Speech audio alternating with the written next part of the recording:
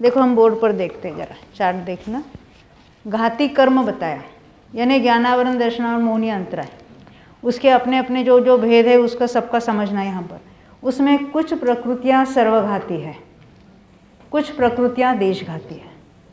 हमने देखा था ज्ञानावरण के 5 में से केवल ज्ञानावरण सर्वघाती प्रकृति है। मति ज्ञानावरण, श्रुति ज्ञानावरण, अवधि ज्ञानावरण, मनोपरि ज्ञानावरण, ये सारी देशघाती प्रकृतियाँ हैं। हम प्रकृति तक ही अभी बात करेंगे, अभी नीचे नहीं आए हम। अब दर्शनावरण में हमने क्या देखा था? केवल दर्शनावरण और 5 निद्रा, ये सर्वघाती है प्रकृतियाँ। और चक्षु दर्शनावरण, अचक्षु दर्शनावरण, अवधि दर्शनावरण, ये कैसी है? देशघाती प्रकृतियाँ हैं। मोहनीय में देखते हैं मिथ्यात्व और सम्यक मिथ्यात्व, वो सर्वघाती प्रकृति है। और सम्यक प्रकृति जो बाद में तैयार होने वाली है सम्यक तो होने पर, वो है देशघाती प्रकृति। अब हम चारित्र मोहनी की बात करते हैं। अनंतानुबंधी के चारों, अप्रत्याख्यानावरण चारों, प्रत्याख्यानावरण चारों, ये कैसे?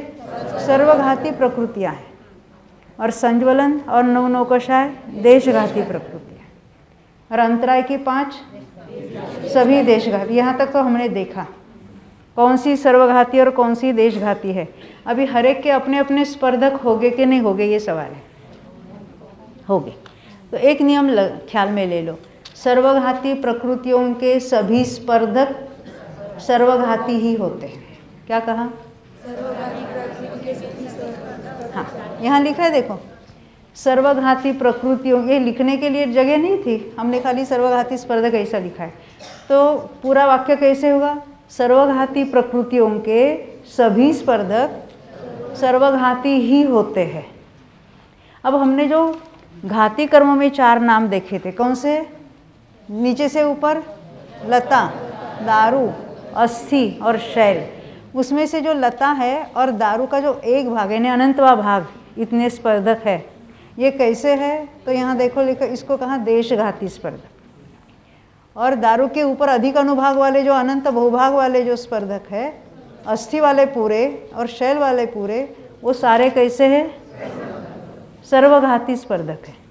फिर से 4 नाम हमने देखे, लता, दारू, अस्थि और शैल। लता वाले सारे देशघाती है। दारू में अनंत स्पर्धक है, उसमें से नीचे वाले जो है लता की तरफ के अनंतवे भाग प्रमाण स्पर्धक, वो कैसे है? देशघाती है। और ऊपर जो अनंत बहुभाग जो है वो सर्वघाती है। सारे ही अस्थि वाले और शैल वाले कैसे? सर्वघाती। यहाँ तक समझ में आई? यानी हमने क्या देखा? केवल ज्ञानावरण सर्वघाती प्रकृति है। तो मेरा प्रश्न है, उसमें कौन कौन से स्पर्धक हो गए, आपको नाम लेकर बताना है। केवल ज्ञानावरण प्रकृति में कौन कौन से स्पर्धक हो गए?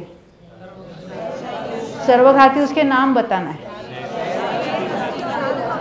हाँ, ऊपर से देखते हैं तो शैल, अस्थि और दारू का बहुभाग। यहाँ तो आसान है ना समझना।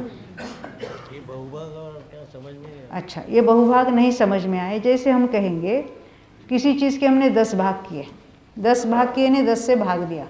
जैसे हमारे पास 100 है संख्या, और 100 को हमने 10 से भाग दिया, डिवीजन, उसका डिवाइड किया, कितना आया? 10 आया। 10 ये एक भाग है कि बहुभाग है?